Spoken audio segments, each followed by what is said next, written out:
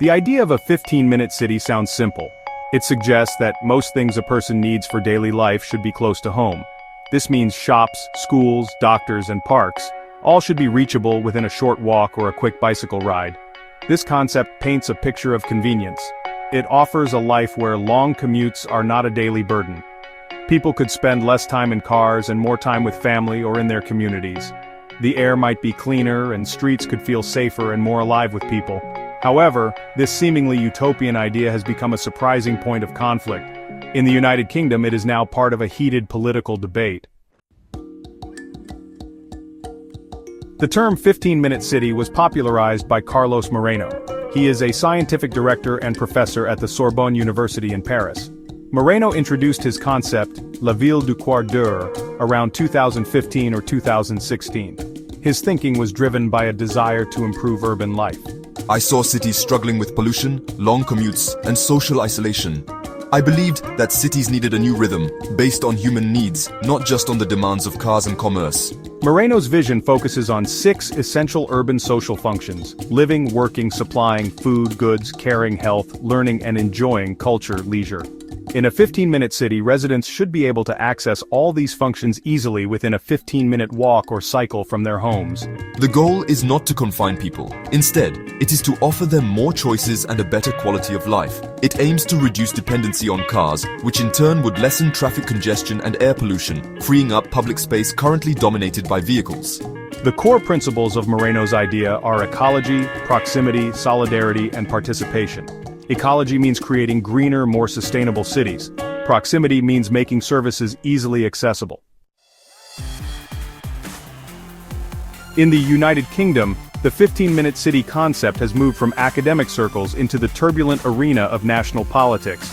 What began as an urban planning strategy has become a symbol of a wider cultural and political divide. Initially, some local councils in the UK started exploring aspects of the 15-minute city. They looked at ways to improve local amenities and encourage walking and cycling. These efforts were often small-scale, focusing on things like low-traffic neighborhoods or better pedestrian infrastructure. However, these initiatives soon faced organized opposition. A significant turning point occurred with comments from Conservative MP Nick Fletcher. In late 2023 or early 2024, he described the 15-minute city in the House of Commons. It's an international socialist concept designed to strip people of their personal freedoms. While he was mocked at the time by some, his words resonated with a growing segment of the population. This segment was already wary of local traffic schemes and perceived government overreach. Public protests against measures like low-traffic neighborhoods and new speed limits began to gain momentum, often fueled by online discussions. By September 2024, the UK government's stance had solidified against the concept. A new transport plan was unveiled, explicitly aiming to prioritize driving over other forms of transport in urban planning. The UK government's opposition to the 15-minute city concept has been articulated by senior figures. Mark Harper, the Conservative MP and Transport Secretary, has been particularly vocal. Speaking at the Conservative Party conference in Manchester on May 28, 2025 today, as this essay is written, I am calling time on the misuse of so-called 15-minute cities. He framed the issue as a defense of motorists' rights. There is a Labour-backed movement to make cars harder to use, to make driving more expensive, and to remove your freedom to get from A to B how you want. Harper's rhetoric taps into a deep-seated concern about personal autonomy. What is sinister, and what we shouldn't tolerate, is the idea that local councils can decide how often you go to the shops. Councils might ration who uses the roads and when, and police it all with CCTV. These statements paint a picture of an intrusive, controlling local state. They directly address the anxieties that have been circulating among critics of the 15-minute city idea. His words suggest a deliberate effort to associate the concept with authoritarian measures. Section 5. The shadow of suspicion, conspiracy theories take root. Alongside the political debate, a more shadowy phenomenon has emerged: conspiracy theories surrounding the 15-minute city. These theories began to gain traction on social media around 2020. They often link the urban planning concept to unfounded claims of a climate lockdown. The idea was that governments would use climate change as a pretext to severely restrict movement, similar to COVID-19 lockdowns, but on a permanent basis. Car use, according to these theories, would be banned or heavily penalized, effectively confining people to their local areas. The experience of COVID-19 lockdowns provided fertile ground for these anxieties. Measures taken to control the pandemic, while temporary, gave a glimpse of what restricted movement felt like. Conspiracy theorists quickly drew parallels. They portrayed the 15-minute city as a Stalinist climate lockdown plot. They alleged it was orchestrated by globalist organizations like the World Economic Forum.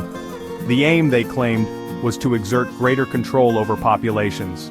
Neighborhoods would become, in their words, open-air prisons or digital gulags where every movement was tracked and managed. Section 6. Social media as a megaphone, amplifying fear and misinformation. The spread of conspiracy theories about 15-minute cities has been dramatically accelerated by social media. Platforms like X, formerly Twitter, Facebook, and TikTok, have become echo chambers. Here, unfounded claims can circulate rapidly and reach vast audiences. Algorithms designed to maximize engagement can inadvertently promote sensational and fear-mongering content. This makes it difficult for factual information to compete with emotionally charged narratives. The technical language of urban planning can also be a barrier. This allows simpler, more alarming interpretations to take hold more easily. Prominent figures with large online followings have played a significant role in amplifying these theories. For instance, Jordan Peterson, a psychologist who has become a popular right-wing commentator, boosted the conspiracy narrative. In late 2023, he posted a tweet critical of 15-minute cities, framing them as an imposition on freedom. This single tweet was reportedly viewed almost 8 million times. Such endorsements from influential personalities can lend an air of legitimacy to fringe ideas. They introduce these concepts to audiences who might not otherwise encounter them. Section 7. Counter-narratives, expert endorsements for healthier, livable cities. Despite the political backlash and swirling conspiracy theories, many experts continue to advocate for the principles behind the 15-minute city. They argue that the concept, when properly understood and implemented, offers significant benefits. Carlos Moreno himself has consistently emphasized that his vision is about enhancing freedom and choice, not restricting it. He envisions cities where people have the option to live more locally, reducing their reliance on cars and improving their well-being. The aim is to add possibilities, not to create ghettos or enforce confinement. Support for the underlying goals of the 15-minute city comes from various fields, including public health. In a notable endorsement, England's chief medical officer, Professor Sir Chris Whitty, spoke in favor of such urban design principles. In his annual health report published on December 14, 2024, Whitty highlighted the positive health impacts. He stressed the benefits of active travel, such as walking and cycling. He also pointed to the importance of easy access to green spaces for both physical and mental health. These are core components of the 15-minute city idea. Professor Whitty urged policymakers to consider how urban environments can be designed to enhance health. Section 8. The pandemic's paradox, catalyst for localism and target for distrust. The COVID-19 pandemic had a complex and somewhat contradictory impact on the 15-minute city concept. On one hand, the experience of lockdowns highlighted the value of local amenities. With travel restricted, people rediscovered their immediate surroundings. Many realized the convenience of having shops, parks, and essential services within walking or cycling distance. This led to an increased demand for safer bicycle lanes and more vibrant local high streets. The pandemic made the benefits of local living tangible for millions. This newfound appreciation for localism provided a boost to the 15-minute city idea. Urban planners and some policymakers saw an opportunity. They began to incorporate its principles into Build Back Better initiatives. Organizations like the C40 Cities Climate Leadership Group, a network of global cities committed to addressing climate change, promoted the concept. They saw it as a way to create more resilient, sustainable, and people-friendly urban environments in the post-pandemic world. The pandemic seemed to accelerate a shift towards valuing proximity and community. Section 9. Conclusion: navigating the path between urban ideal and public apprehension. The 15-minute city concept, at its heart, proposes a return to a more human-scale urbanism. It envisions neighborhoods where daily life is convenient, healthy, and community-oriented. The ideals are appealing: less traffic, cleaner air, more vibrant local centers, and stronger social connections. Proponents like Carlos Moreno and public health officials like Chris Whitty see it as a pathway to better living. They emphasize the potential for improved well-being and environmental sustainability. These are goals that many city dwellers would likely welcome in principle. However, the journey of this idea into the public and political sphere, particularly in the UK, has been fraught with difficulty. Legitimate questions about implementation, equity, and the potential impact on existing lifestyles have become overshadowed. They are often drowned out by a more visceral debate about freedom and control. The statements from political figures like Mark Harper and Rishi Sunak reflect a deep skepticism. They voice concerns that resonate with a segment of the population wary of top-down planning and perceived infringements on personal liberty, especially regarding car use. The rise of conspiracy theories has further complicated the discussion. These narratives, amplified by social media and figures like Jordan Peterson, paint a distorted picture of the 15-minute city.